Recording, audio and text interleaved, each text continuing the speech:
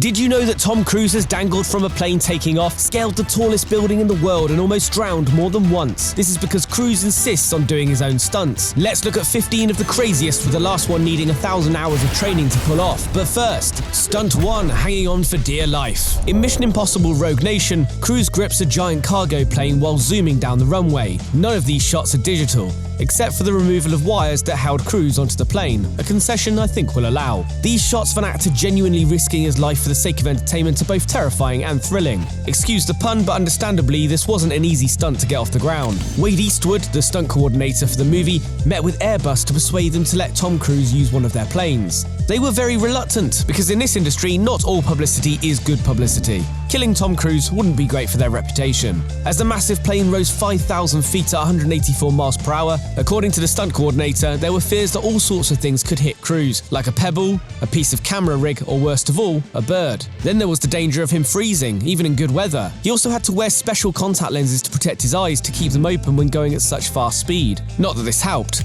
Cruise said that the force of takeoff essentially made him blind when doing the stunt, but losing his eyesight would have been the least of his worries if this next stunt had gone wrong. Stunt 2, he almost got decapitated. For The Last Samurai, despite undergoing 8 months of intense training, Cruise found himself in a near-death situation when filming this 2003 epic. While shooting an important battle sequence featuring real samurai swords, Cruise and John Wick 4-star Hiroyuki Sanada were mounted on robotic horses, preparing for a cinematic clash. Unfortunately, a mechanical malfunction meant that Sanada's horse veered off course. This brought his very real sword perilously close to making the actor more famously short. It was so close, in fact, that according to Sanada, the film crew watching from the side all screamed because they thought Tom's head would fly off. Thankfully, the Hollywood star's life was saved, but that didn't stop the blade coming as close as an inch towards Cruise's neck. He might have trained for 8 months for the movie, but at the end of this video, we'll look at a stunt Cruise put even more effort into, just for a couple of minutes on screen. But now it's time to get high.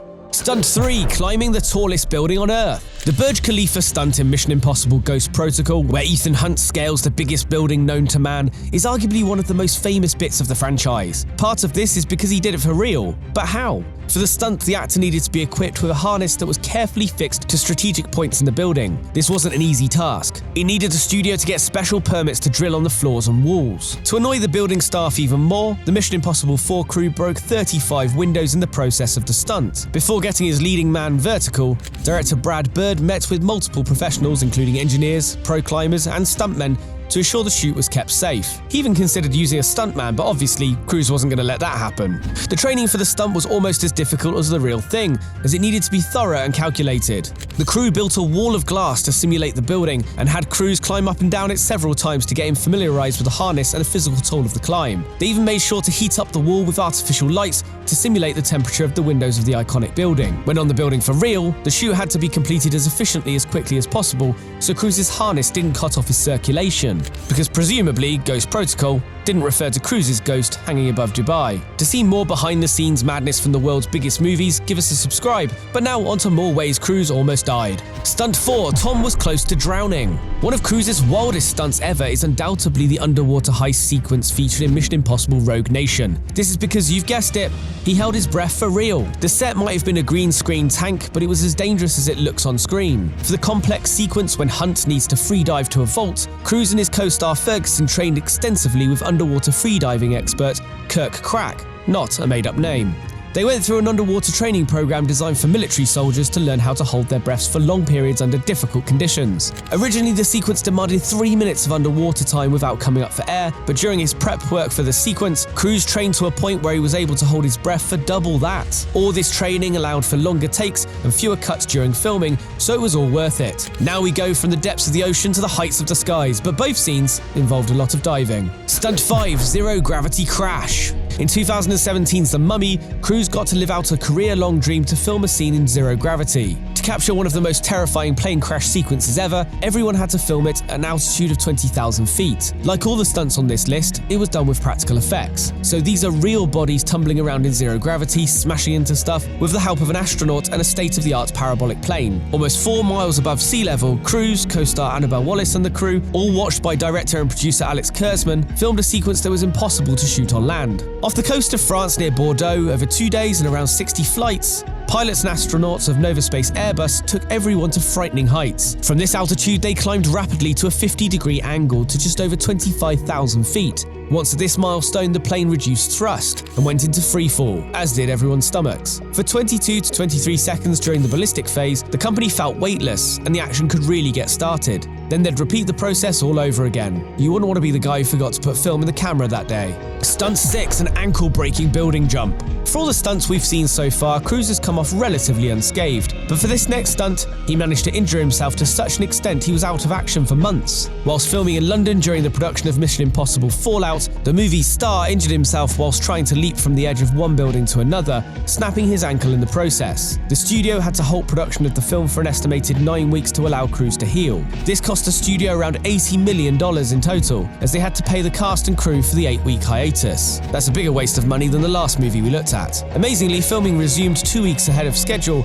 and Tom was back putting his body on the line again to everyone's relief. And we'll have more action from Fallout a little later in the video. Stunt 7, taking the impact of a car.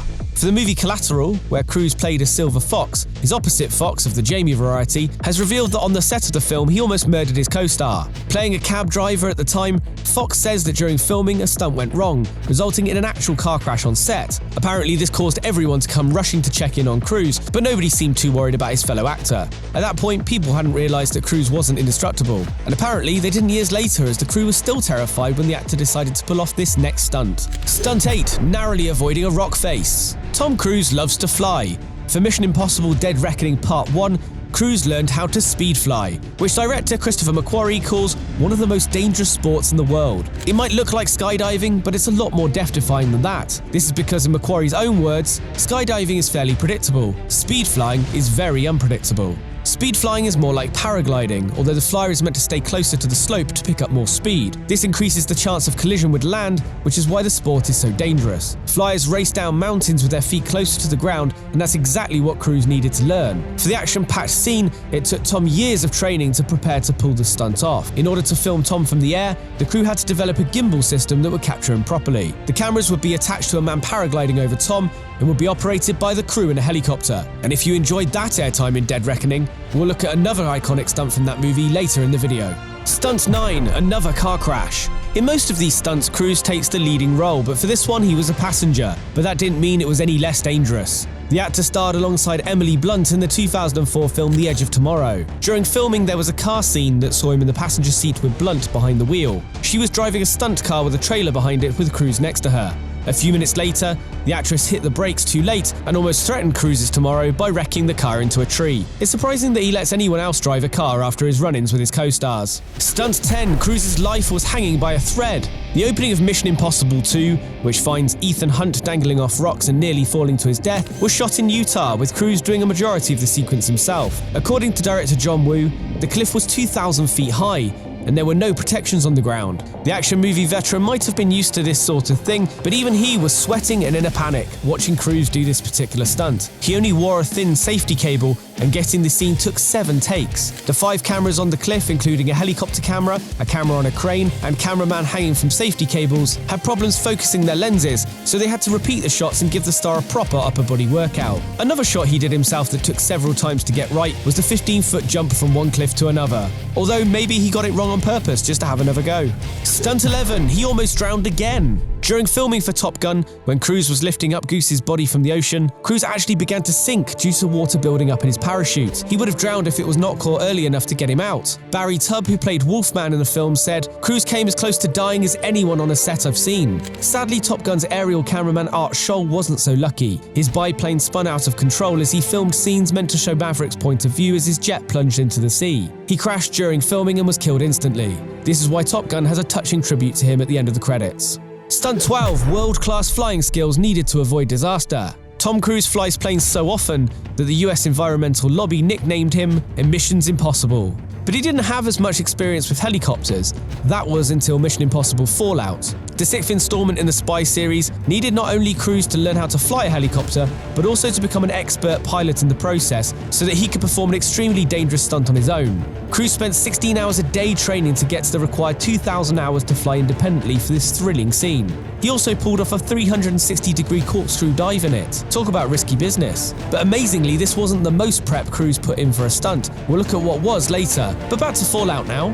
Stunt 13, a leap of faith and skill. HALO stands for High Altitude Low Open Skydive, and it also stands for something Cruise almost received after trying such a risky stunt. At the beginning of Mission Impossible Fallout, we're free-falling with Ethan Hunt, complete with bespoke oxygen masks to see the actor's face, which needed to be extensively pressure tested. The mask, not his face. Pulling off the sequence needed 106 jumps, all while recovering from that broken ankle we mentioned earlier. During this process, the production team built a wind tunnel that Cruise could train in, all the while making sure he didn't bump the injury into anything. With only so many hours a day in a helicopter to learn to fly, the star did some expert multitasking. He would often pilot a helicopter to the drop zone where he would do his halo jump, or he would even skydive into his helicopter training.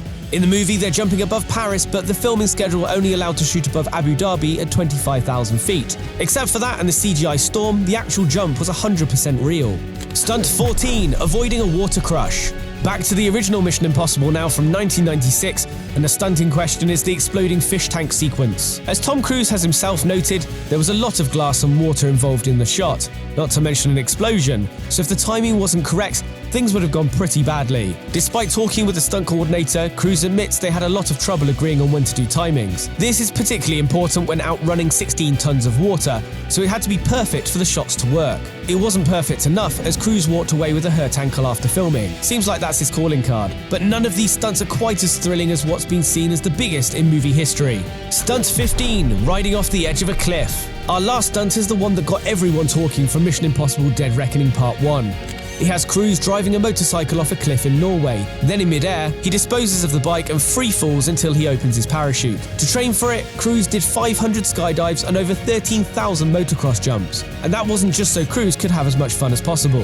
It also made it possible for director Christopher McQuarrie and his crew to map out camera angles to capture it. Cruise ended up doing the stunt on the first day of filming, so it would have been an issue if he got it wrong. And there was a lot of opportunity for it to go wrong, as they did it 6 times. This meant a lot of cleanup, as a team at ground level in Norway were responsible for recovering and disposing of all the broken pieces of the motorcycle that shattered on impact before the next jump was attempted. Then again, at least that's the only thing that shattered on impact.